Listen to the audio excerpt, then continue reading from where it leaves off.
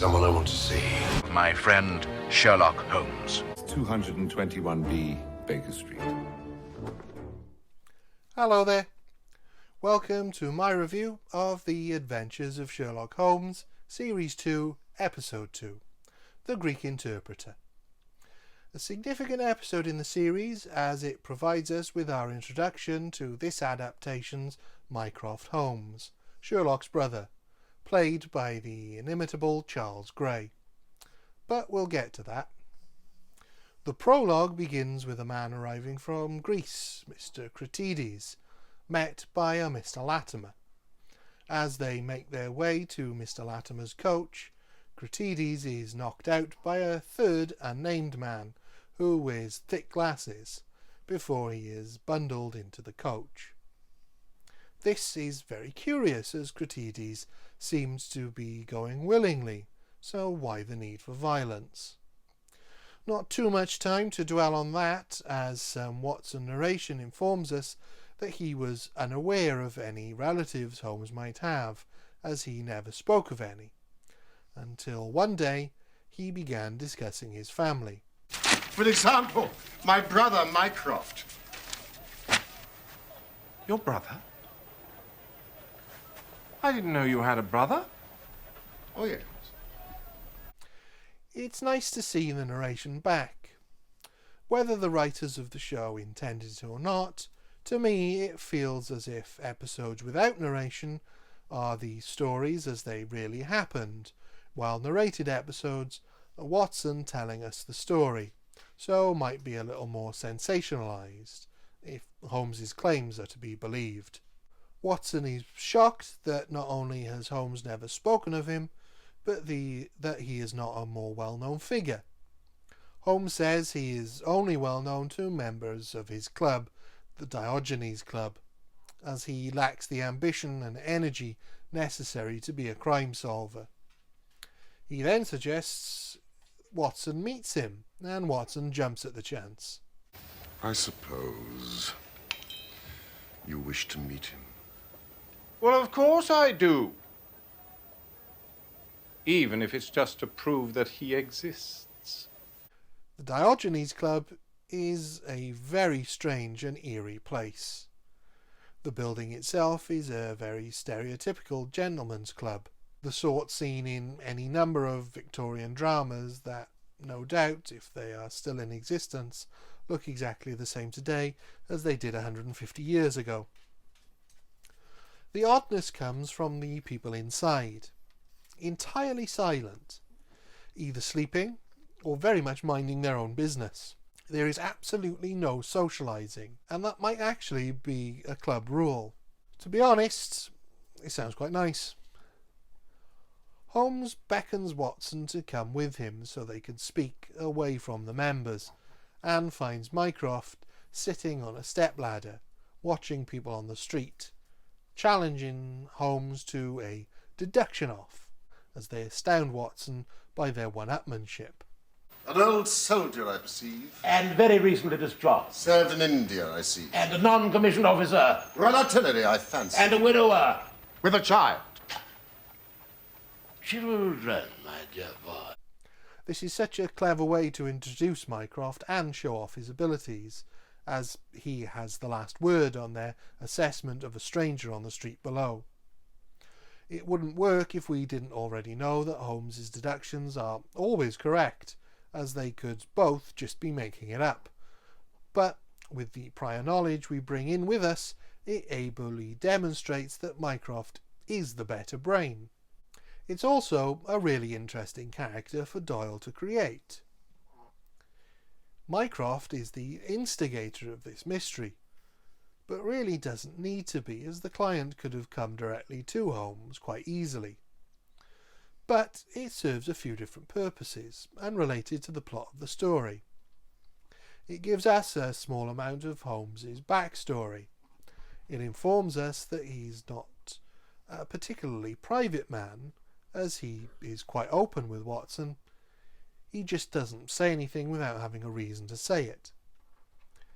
And it gives us a kind of alternate version of Holmes, one who would be a better detective with all the brilliance and none of the melancholy. His only flaw being he has absolutely no interest in leaving his club to catch criminals.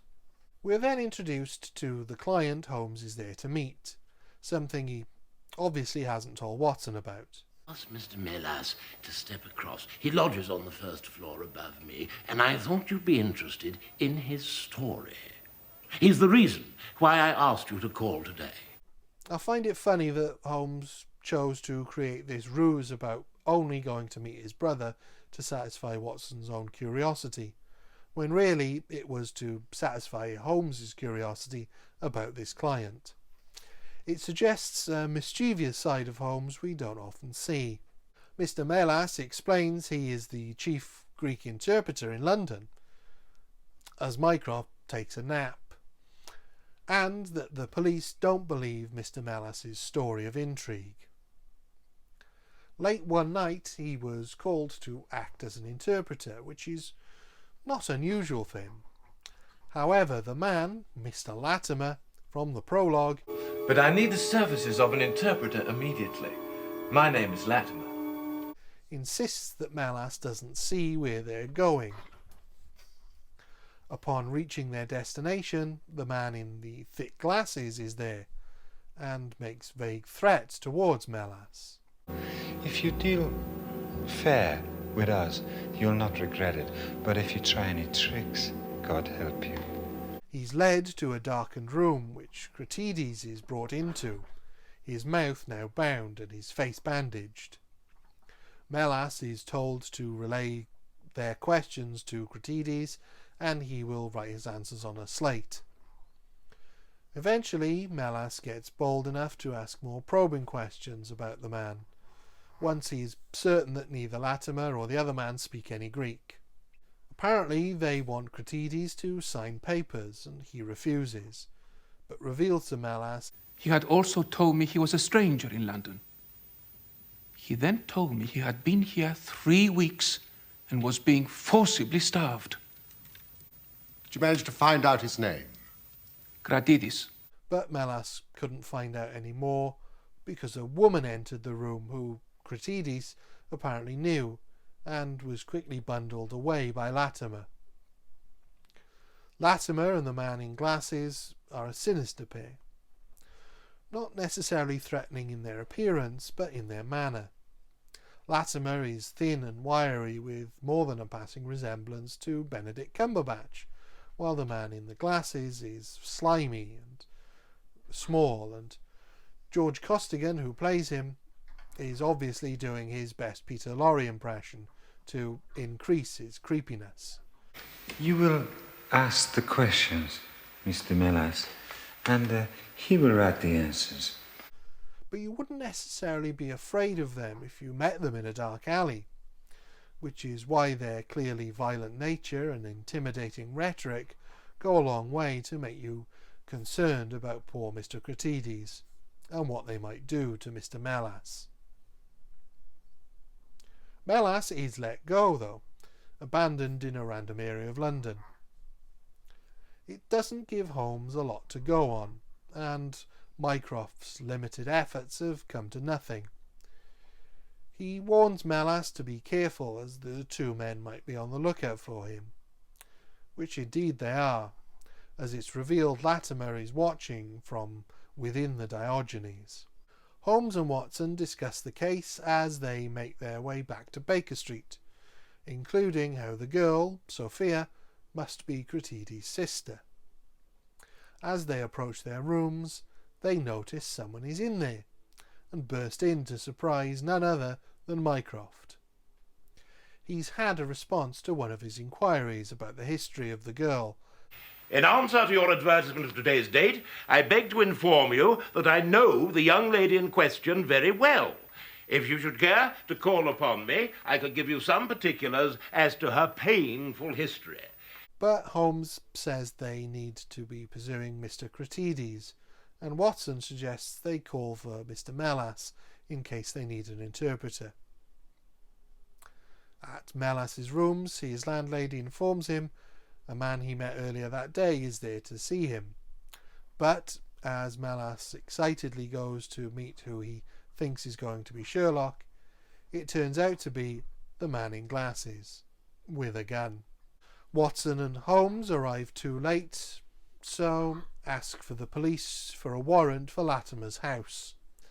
These events serve to create a real sense of urgency, as we know a little more than Holmes about what has happened, and this continues in the next scene where Melas is once again forced to interpret for Cratides, but with more explicit threats of violence from Latimer.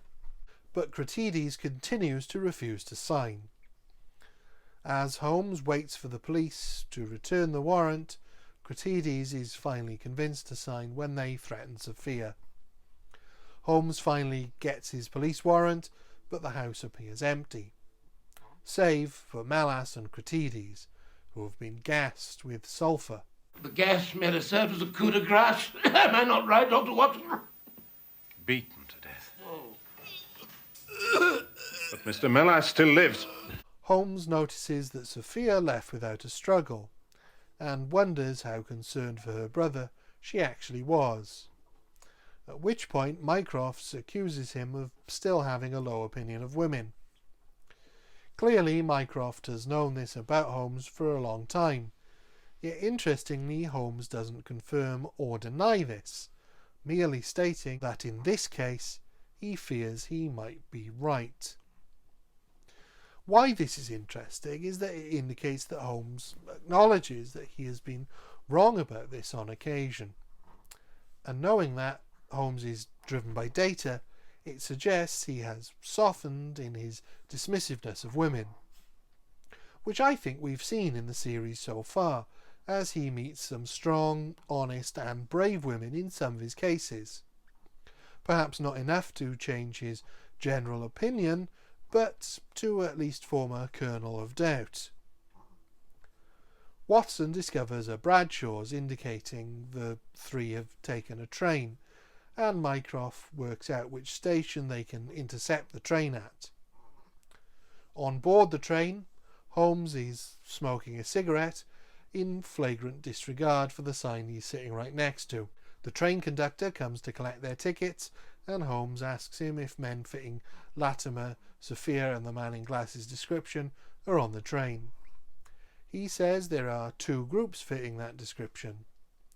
The first is not the ones they're looking for, as Holmes explains exactly who each of the people are. A left-handed printer from Deptford. His elder brother drinks too much and is pained by his liver. Not our man, then. Not our man. Holmes then makes himself known to Latimer and Sophia, while the man in glasses is in the food carriage. Holmes manages to push all of Latimer's buttons as he probes for details of what they are really up to. Don't say anything. They have no right to ask you anything at all.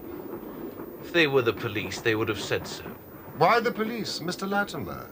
Were you expecting to meet them? Sophia claiming she is going willingly until Holmes tells her Cratides has been murdered. Latimer told her he was sick but would be meeting them in Greece, where Latimer would marry Sophia. But Holmes is there to set her straight and hold Latimer for the police. Latimer attempts to escape the moving train, but immediately regrets his decision. Help me, Sophia, help me! And he's thrown from the train before he can be rescued, if Holmes ever had any intention of actually rescuing him. Meanwhile, Mycroft is having dinner with the man in glasses, and, as the man leaves, clumsily bumps into him. Goodbye. It was an interesting conversation. Oh, I do apologize. I mean this in every sense of the word, as the staging of this is fairly clumsy too. Gray tries to sell it as best he can, but it could have been shot and staged a little more realistically for me. The man returns to his compartment, only to find Holmes and Watson waiting. When he attempts to pull a gun, it's found its way into Mycroft's hands. I believe this is your revolver, sir. The episode concludes with Holmes telling Watson the girl will be let go as it is not a crime to be cold-hearted. The entire ending of this show differs from the original story too, and I can understand why the change was made, but it also alters the characterization of Sophia and leads to the confused epilogue. In the original, they fail to catch Latimer and the other man, but discover that their bodies have been found in Hungary, supposedly having killed each other, but Holmes believes it was Sophia that murdered them both, having known they killed her brother. While that ending would not have been particularly visually or dramatically satisfying necessarily, with Holmes essentially losing, it did give Sophia far more agency, and instead of being presented as either a naive and clueless, or worse, cold-hearted and uncaring woman, she is cunning and vengeful. The new ending doesn't really work because it has to present her as not knowing about her brother, but also blames her for staying with Latimer after he killed her brother. It really wouldn't take too much tweaking to make it work. If they had allowed Latimer and the other man to escape by leaping from the train with Sophia, having her pretend not to believe Holmes, then discovered that the two men were killed as in the original story. I feel like the character of Sophia remains intact, as does the reputation of Holmes, but I really don't think the original ending needed to be changed. It's a bit of a shame because this is a really good story with great performances and it's shot beautifully.